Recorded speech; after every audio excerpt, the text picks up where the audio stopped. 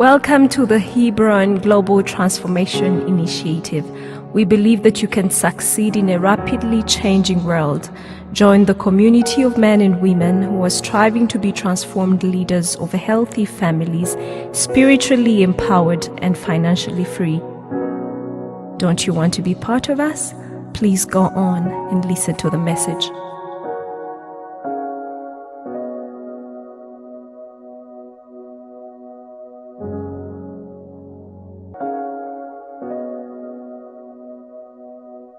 Our viewers, welcome you again for another couple of power-packed discussion about personal finance for non-financial professionals and individuals. This is an area that also we need to bring to attention to our viewers who watch this program, whoever is working in different kinds of jobs and kinds of assignments, different career that is different from finance. They might have been experiencing some difficulties when it comes to personal finance management. So whoever is in this area that is not directly connected to finances, this person, whoever she or he, whatever they are, they need some insights. They need some kind of revelations that they can make them boost their understanding and sometimes even increase their faith and the contribution in terms of wealth creation. Personal finance is now a kind of global understanding. Every human being needs to understand, to be aware of, so that they can work on their finances to create wealth and even bring treasures in their lifetime. So personal finance for people who are not finance professionals is a prerequisite to whoever is doing a kind of job, a kind of work that brings money. They need to understand, to have this kind of insights. They need to have some kinds of this revelation so that they can manage their finances effectively. So understanding personal finance for non-financial professionals is now an element that needs to be discussed. So our scope is wider. It covers spectrum of professions which are contrary to the ordinary finance and finance related courses and even professions. So when we talk about personal finance for non-financial professionals and individuals, we mean different kinds of professions. We mean we talk about doctors, we talk about lawyers, we talk about engineers, we talk about teachers, we talk about pastors, we talk about drivers, we talk about psychiatrists. All these ones work for money, but they need to have understanding, revelations about how they can go about personal finance.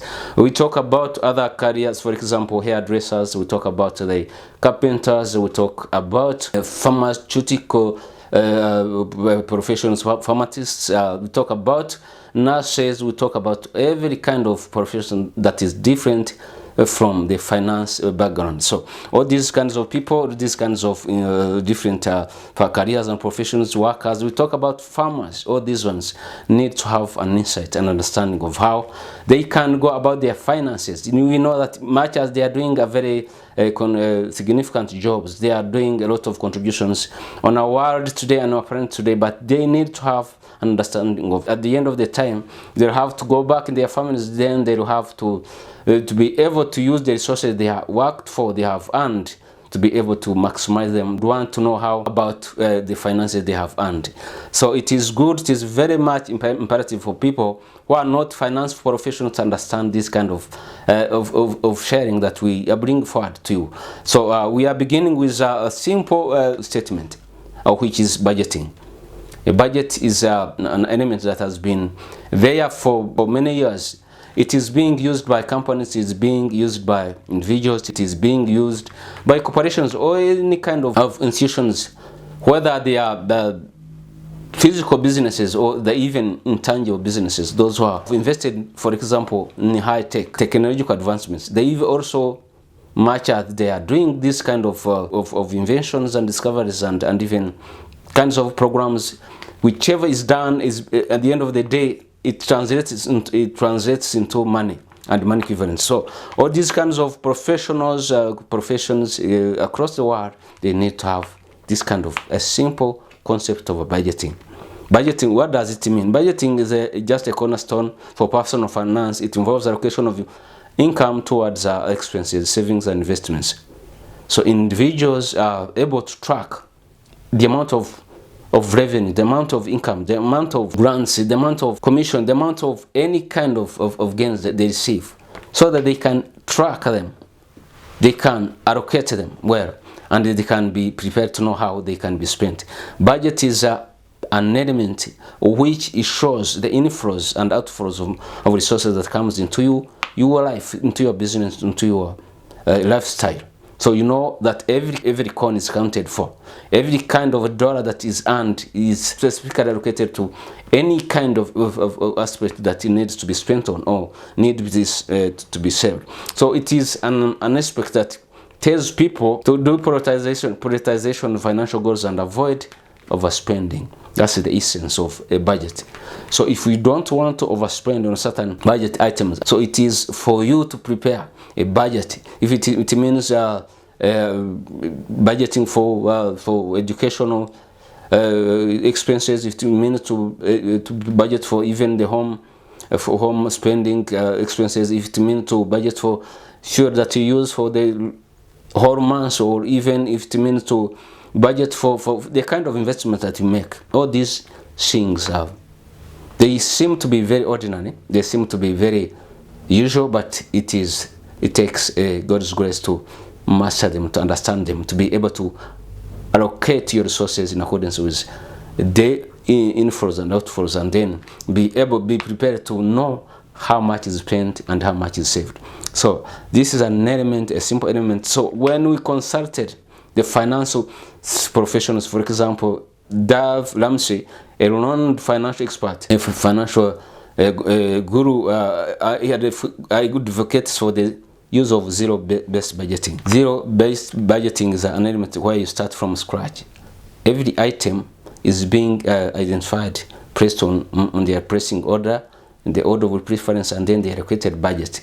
And this kind of budgeting ensures that every dollar is allocated to a specific purpose, and it is fully being utilized. So in doing such kind of schematic planning and allocation of your resources, wherever they are coming from, wherever they are being spent, then it brings in an aspect of achieving your financial goals, and brings in an element of efficiency and even effective use of resources in the operations that you make, in the operations that you even planning to be committed. So it is an element that we cannot avoid. So it sounds as normal, as ordinary, but it takes another prudence to be able to make it. It takes another element of being vigilant, another element of being committed, another element of being serious about how, if you want to create wealth, you want to create sustainability of financial resources, you have to get yourself as a person who understands what it means by budgeting. So what does the Bible say?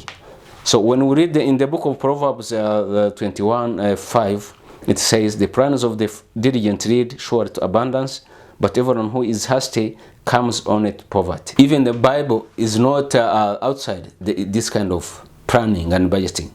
It says, "The plans of the diligent lead surely to abundance." Of course, if you plan, and if you continue to stick on your plan, and if you continue to maximize every chance that comes on your way, it does not leave you the way you have been. You have to have moved a step ahead in terms of financial literacy, in terms of growth and creating wealth. So planning, financial planning is nothing but budgeting. When you budget every coin that comes into your treasures, that goes out into your coffers, this kind of diligence, this kind of commitment, this kind of revelation of understanding, or these kinds of action that you take will just make a difference in your life, and it will bring you, instead of haphazardly planning, everything becomes a surprise.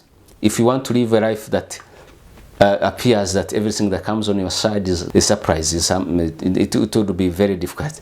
So planning is very essential. It is even recommended and inspired by the biblical principles. The book of Proverbs 21:5 says, "The plans of diligent person surely leads to abundance, but whoever is hasty comes on it to poverty." If you are doing things haphazard, if you do not plan, if you don't take action, if you don't think about what you're doing in terms of your resources, remember, finances or money is a seed.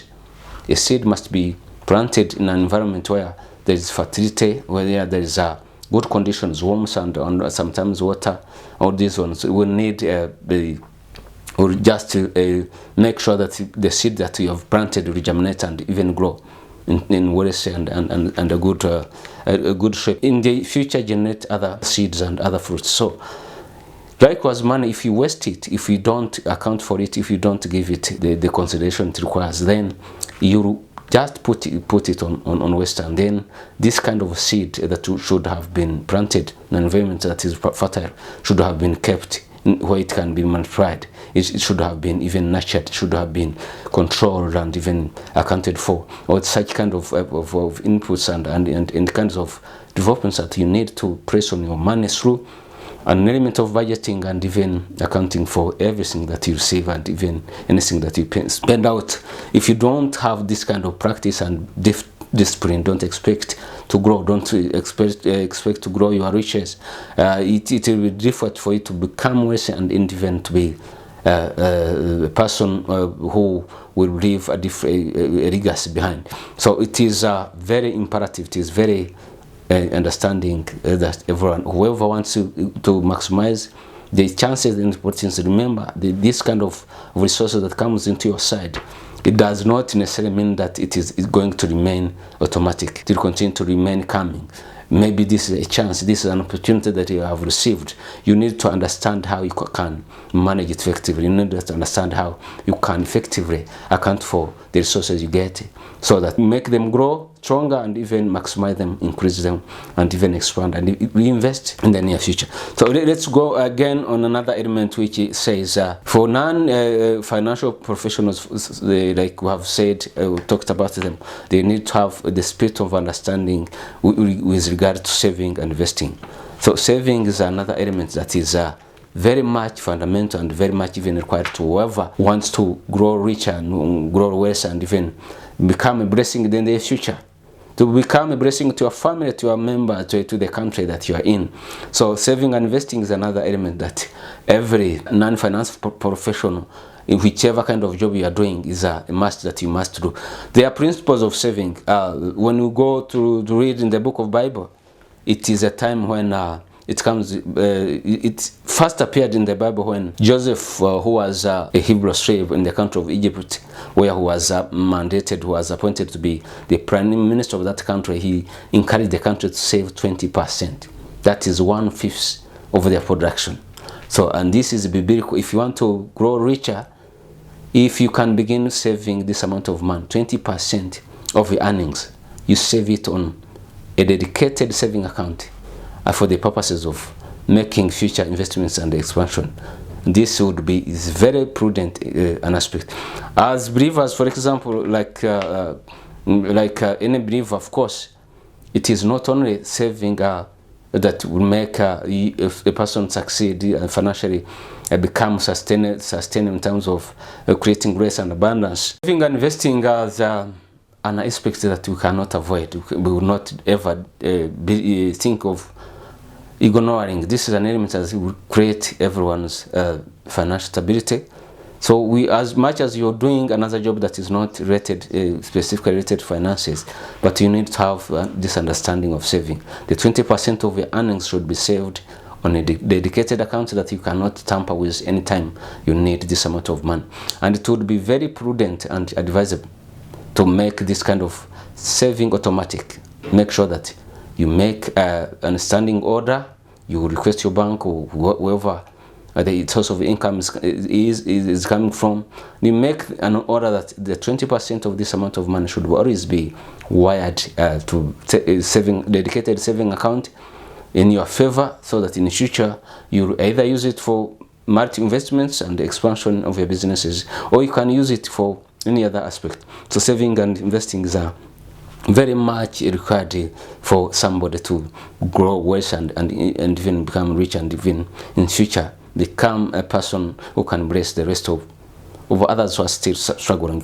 Either you can bless them by giving them the resources, giving the jobs to work on, and even sharing them the insights, the steps that you took to reach where you are, and even to share the kind of insights. You can even write books depending on what the ref went through and how you accumulated your worries through all this kind of mechanism that you are presenting to bring forward. So this kind of saving, again, there has been different experts have talked about them and how these have been so instrumental in their lifestyle to make sure that they use those principles and accounted for their resources. When we talk about Warren Buffett emphasizes the importance of long-term investing and equity companies with strong accountability and management. So they are saying long-term investing is very much essential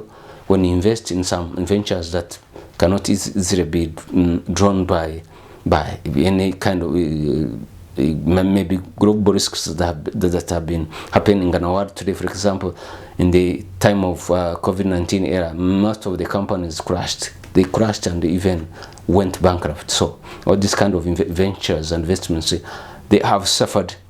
Nobody was aware of what was going to happen, but a prudent investor seeks to understand and make sure that with the kind of risks that they are willing to bear, and even their level of risk appetite can be managed.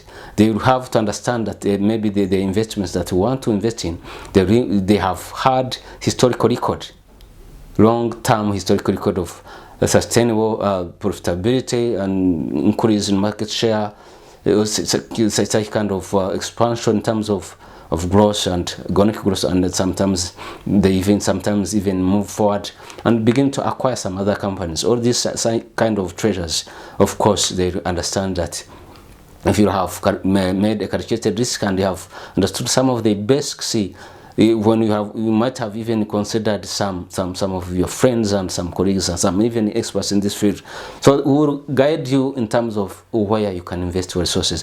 But as a non-financial professional, when you have these chances of earning money, make sure that you don't only in terms of savings, make sure that you even invest savings, another element that will bring much treasure in the near future. So what does the Bible say? When in the books of Proverbs 13:11, it says, "Wealth again hastily will dwindle, but whoever gathers little by little will have to increase it." So yeah, saying a saving is an element of gathering little by little. So, but it is against a hasty investment or a hasty amount of correction. If you do things very quickly on quick basis, this kind of the way it comes. That's why in most cases these prudent investors completely discard the elements, aspects of gambling and even the games of chance, or this kind of casinos that people which attracted people who doesn't want to take calculated risks. They sometimes will believe that they gain treasure and wealth through the games of chance, and the statistics have indicated that there are very few people who have been successful through this kind of schemes. So getting rich very quickly is a scheme. These schemes are the schemes that can even take your finances, the hard-earned money, even the resources you have had. They take them and in most cases they have no chances of gaining them back. So it is prudent to think and believe those investments that you continue to slowly, as you earn, slowly begin to invest slowly in a matter of time, long term. These investments will gain some treasures and resources, and then you retire in your old age as a successful person, a wealthy person, and even a rich person. So the Bible discourages hasty investments. It instead promotes the wealth that comes through little by little. Because when you do such kind of wisdom that you receive from the biblical truths and principles, no matter whichever time it might take, what we know, what we are aware of, what we are sure of, is that at the end of the time you have to gain these treasures and you become rich and rich.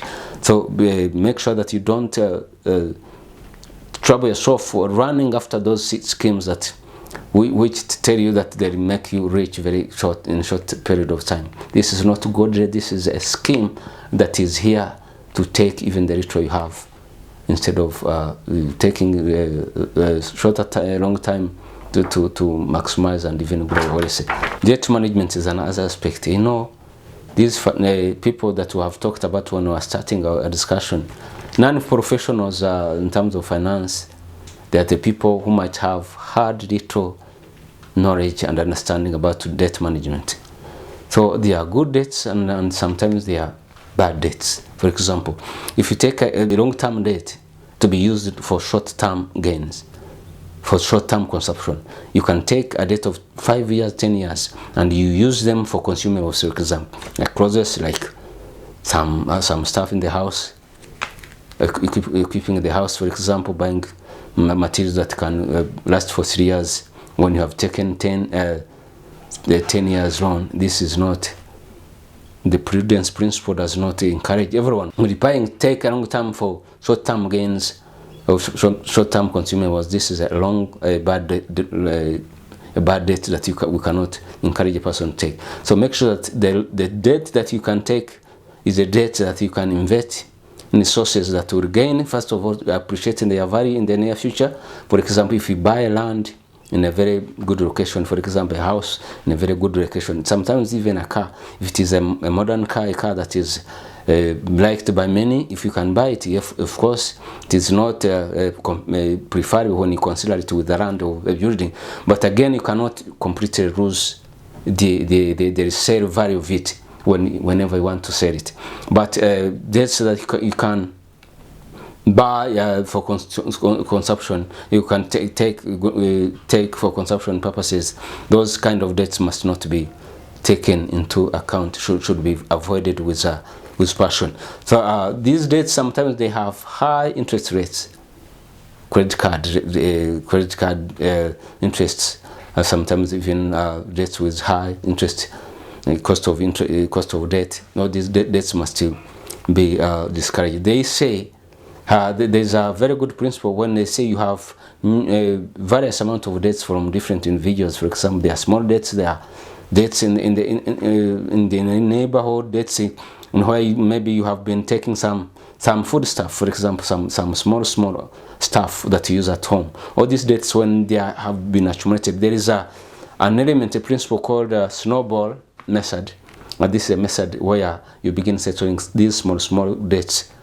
Small debts, tackling the high debts with high interest rates. Small debts that can accumulate and become too big and huge, so that you and the owners of those debts are always against you and always shouting for you about yourself, and sometimes even trying even to gossip around. So it is good and even prudent to get all the debts and begin from the smallest ones and then settle them from the smallest ones with the respective interest. If they carry the amount of interest. So it is possible that you can consolidate like 2, 3, 5 debts or 7 debts as long as they are small and pay them at once. The purpose of doing this is just to increase motivation and even believing that this kind of model of debt settlement is possible. It increases motivation, it increases, even gives you a relief in terms of stress that is being imposed by those whom you own the amount of money.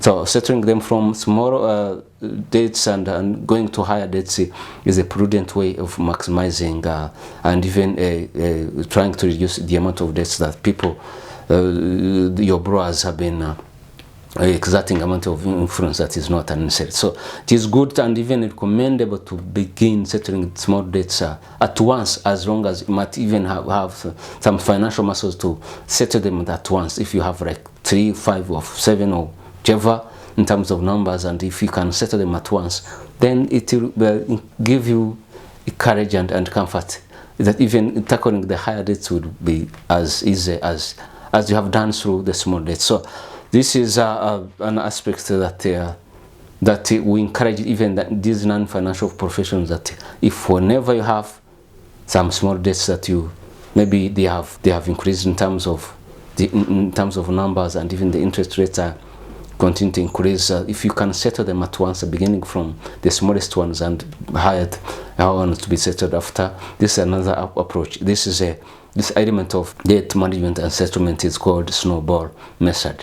And this snowball method is a method that has been used by many people, and then it has created a kind of momentum in their lives, a kind of motivation, kind of psychological, emotional balance. And so this is an aspect that you need to master and understand, so that you use it to settle the amount of debts that is on your side.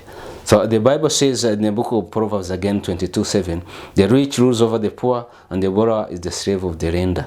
So for you to avoid being ruled by the one who you owe money, it might be an individual person, it might be an institution, it might be any other fund, for example, mutual fund, or any other kind of sources of financing that you might have borrowed some money. For you to avoid this kind of bondage, for you to avoid this kind of being taken for granted, it is to have this kind of strategy to begin settling debts from the smallest to the highest. And sometimes there are others who can prefer another. It is also another wise decision, the approach, strategy that you can take to begin settling again debts to begin with the debts with high the amount of money, and sometimes the high amount of interest. This is another aspect that some people prefer. But if you have small debts around yourself, and then if you choose to begin from the highest loans, maybe that whose the owners are not many in terms of numbers, then you'll have again around some amount of pressure that is not called for. So settling it from smallest ones, going back to the bigger ones with their respective interests, is the most prudent method addressing out the amount of debt burden. So another aspect that we want to share to those non-financial professionals is the creation of an emergency fund. An emergency fund is the amount of fund that is set aside for you to cater for emergencies, for example. And personal finance experts have indicated that this amount of money, this amount of strategy that you make sure that your day and monthly expenses, you consolidate at least between 3 to 6 months of personal monthly expenses that you spend. Make sure that you set aside this amount of money on an emergency fund account, so that whichever kind of emergency that come on our way, be in position to settle it or to address the concern. This emergency caters for the job, the loss of a job. It caters for illness, kind of sickness that comes on your way. It caters about the accident a person might have. It caters for any kind of eventualities that might come on your way. For example, your house might be burnt by fire, for example. It might have some kind of, it might even experience the amount of hurricane wind that brings it down. We have been seeing these houses, which even this amount of earthquakes that bring huge amount of buildings and construction down. So if you have an emergency fund account, for example, you cannot, even if you cannot construct a house immediately, but you can rent at least for the next 6 months, and then God is always on our side. Will make a way on how you continue to live. But it is prudent and it is wiser to create an emergency fund account and make sure that you just wire on this account an amount of money equivalent to 6 months of monthly expenses that you make. So, and this amount of money, if it is prepared in that way, then you know that whichever amount of emergency that will come on your side, you'll be in a position to address it on time. We are saying again an aspect of insurance. Insurance is another aspect that needs, for example, to be taken into account. We have had some, the IPII, the PII, Professional Insurance Indemnity. This is an indemnity that covers risks that might come to those people who are practicing professional engagements, for example, medical practitioners, for example, even tax professionals, and sometimes accounting professionals, and in another engineers, all these kind of professions that have had the kind of engagements where the business they are working on, even the activities that you work on, even their profession, you have to encounter some risks. All these risks, if you have taken this amount of professional indemnity insurance, and then whenever these kind of risks materialize, when they crystallize into your lifetime, then you'll be in position to pay them back.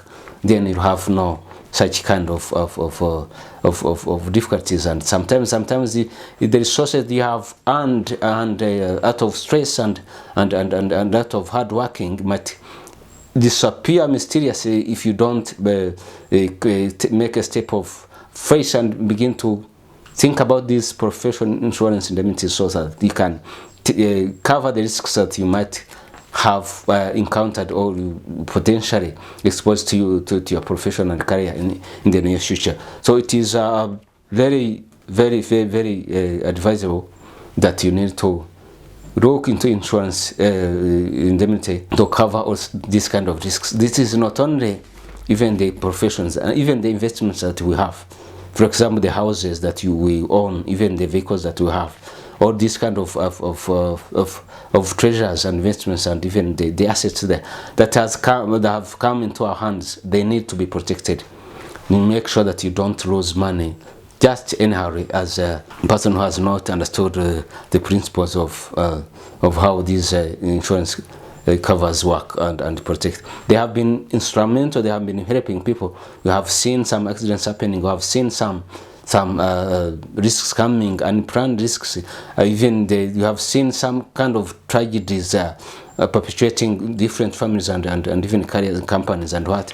We have seen people being overwhelmed by sickness and kind of accidents, and then when they are not covered with such kind of covers of insurance against their lives, their families and children, and even the school fees, sometimes they pay money for their children in some insurance companies, and even bank institutions where you can save a amount of money, so that whenever there is a kind of unexpected risk that is coming, that has been there to affect you, to affect your operation, to affect your action, to affect your future plans, and then you're not aware of, or you have not been prepared in such kind of areas, then you'll be hampered, and then you'll not succeed. So when we talk about there are certain professionals experts in this field who have advised, for example, like Clark Howard advises individuals to review the insurance policies regularly to ensure that they have adequate cover without overpaying for unnecessary features. Sometimes these insurances, if you have had historical records, for example, you have been in insurance for 10 years, for example, and you have had any accident, you need to think on how you can revise these policies. You need to think how you can revise these policies, understanding that taking the historical events of years that have passed and how insurance that you took have been prepared to compensate you. You haven't been exposed to any kind of hazardous risks or any other eventualities that would need your compensation. You need a compensation from them, so you need to revise them.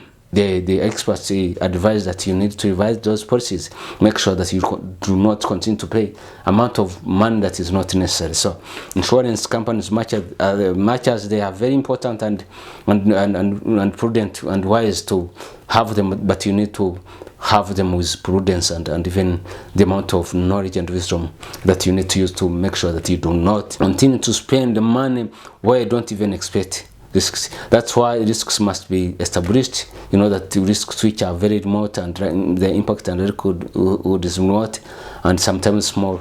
You do not need to continue to waste amount of money paying on those insurances that will not materialize, and even chances of getting even the compensation in terms of recovery of the losses is not possible. So you make sure that you review them, you review the policies, you make sure that you take those insurances which are very much necessary, and they'll make you recover in the amount of potential loss that is likely to happen. So what does the Bible say? In the books of Ecclesiastes 12, 11, 2 gives a kind of scriptural reference. Give a portion to 7 or 7 to 8 or to 7 or 8, for you know not what disaster may happen on us. This is an aspect that inspires us to make a diversification. So if you have invested in an area where there are a substantial amount of risks in terms of disasters, in terms of losses, the Bible recommends us to have diversified plans. Think about other investments. If you have been, for example, investing in businesses, cross-border businesses, make sure that you begin to invest in real estate, for example. Begin to invest, for example, in stock management. Buy shares in some prosperous companies. Buy stocks, sometimes even create equity funds, so that you can diversify your investments. Make sure that you think about other passive income investments, where you will put your money and begin to increase the amount of revenues and even collection in terms of gains, so that you do not carry all your investments in one basket. As the saying goes, that we carry our eggs. Carrying eggs in one basket is the highest amount of risk you would ever experience. So make sure that you have diversification in terms of different portfolio of investments that you can make, as much as you insure them. And these kind of investments, different diverse investments, when you make them, even the risks that accrue upon these investments are not similar. There are some which have remote risks and the others who have higher great risks that you need to allocate your finances and even protection over them. Let's continue again to another aspect, which says retirement planning. Yes, I understand you're working in an environment where you're not on daily basis interacted with finances and how the finances it can be managed and be protected and even grow. So you have been working in different careers that we mentioned when we were starting this discussion. But remember that time will come when you have to go to retirement. Time will come at the age of maybe 60, 65 and other years ahead. There are others who even decide to retire before all those years have left. So it is prudent and even wise to plan about retirement. It is a condition that will come to whoever has been started working and whoever is leaving. So planning for retirement comes through investment. Of course, you have to invest in the profitable ventures. You have to have an amount of savings, especially the liquidity. For example, as you continue to age further, the investments that you have done through physical investments might not even serve a very good purpose especially when you become very old. In your 60s and 70s and 80s, you need to have the amount of liquid cash. This amount of money will have accumulated through saving, through the automatic savings that you might have done, through emergency fund accounts that you might have created, through the cash that you might have reserved in your bank accounts. All these ones are the ones that the houses, the vehicles, all these long structures that you might have owned will not save you in your old age. You need to have enough liquid amount of money to be able to help you protect yourself. Then there's a very interesting proverb scripture here in the book of Proverbs 6, again 6 through 8. It says, "Go to the ant, O sluggard, O consider her ways and be wise, without having any chief, without an officer, without a ruler. She prepares her bread in summer and gathers her food in harvest." So this is a revelation that comes through this verb, this proverb of chapter 6, verse 6 through 8, where ants, the Bible says they do not have chiefs and they do not have rulers and sometimes officers, but they gather their food in summer. The rest of their time in summer, it is being used to gather their food and keep them, protect them, keep them in a safe environment, so that all this period of winter season and other severe weather that comes on our ways, that always come on our side. They are comfortable. They are comfortable there. They have enough amount of food that they can serve just to feed on until the next summer.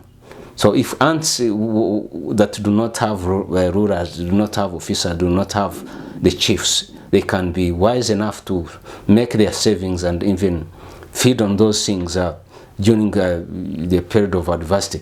What about human beings who have knowledge, who have wisdom, who have power, who have resources, who have all it takes for them to prepare for themselves to even to overcome some challenging periods and situations. So this kind of retirement planning, kinds of saving, this kinds of emergency creation of amount of money, it is prudent whoever has this amount of chance. Make sure that these chances will not last forever. You might be worse today, you might be richer today, you might have enough today, but tomorrow you never know what might happen. You just think like these ants who have no rulers, have no chiefs, and have no officers, but they can be wise to the extent that they can save the amount of food that is sufficient enough to cover them in their time of scarce, and in the time of difficulties that they cannot even move outside. It is raining, there's lots of floods running out here and there. They cannot even move outside, can search for the food. So, but they can gather their food and keep them until another summer comes. So this is the message that you should also embrace, that you should take into account, make sure that you don't suffer in the times of scarcity. So in the times of abundance and plentifulness, you need to have gathered enough. You need to have kept a lot that you need, so that in the period of scarcity, in the period of lack, and in the period of suffering, you are prepared to bring back all those that you kept some time back, so that you can continue to live a decent living, can continue to provide for your family, continue to provide even the families and friends, and continue even become a blessing to the environment around you. So another element that we talk about now, as we wind up, we come to the conclusion, is continuous education and growth mindset. So these things we must have heard them being said, but it needs to make a step of faith. You need to go into them, into these principles and even guidance that are being given by professional experts in terms of personal finance. We have had different experts in these fields. There are many books that have been written. When, for example, Robert Kiyosaki wrote some of the books that before you quit your business, what can you do? There's another book says which has this kind of title, Rich Dad and Poor Dad. All these kind of books have great treasures of insights that can make you even grow much wealthy, and even grow much understandings as you continue to practice these principles that you have said. So continuous education and learning growth mindset is an element that you need to embrace. You need to have personal finance dynamics. You need to have to stay informed about personal finance. You need to have read books. You need to have seen some of the insights that people share, like these ones you are sharing. The other experts who have shared all such kind of insights that can continue to empower your growth and mindset, and even make you take a step of faith, so that whichever you read, whichever you grasp, whichever you have mastered, you are prepared to implement it going forward. What does Kiyosaki say? Robert Kiyosaki says, emphasizes the importance of financial education and lifelong learning. By investing in self-improvement and staying informed, individuals can enhance their financial intelligence and achieve greater impact, and achieve even financial freedom in their lifestyle. What does the Bible say? In the book of Proverbs, again, 18:15 says, an intelligent heart acquires knowledge, and the ear of the wise seeks again knowledge. So your heart needs to be intelligent, and then even your knowledge needs to be connected to the right source of amount of information, so that whichever you grasp, whichever you understand, whichever you bring back home, make sure that you implement it and begin to maximize the returns, the benefits that they bring, that come along with over them. So I think we coming to the end of our discussion today, but we are saying that personal finance for non-financial professionals is a must. You need to get yourself into budgeting. You need to get yourself into saving and investing. You need to get yourself into having a retirement planning, so that you make sure that in future, when you retire, you do not suffer like what you have been seeing across the world. So you need to have had the insurance cover that protect against the investments that you invested, the amount of money, your time and resources. All these is assets that are exposed, are prone to external challenges and even problems and risks.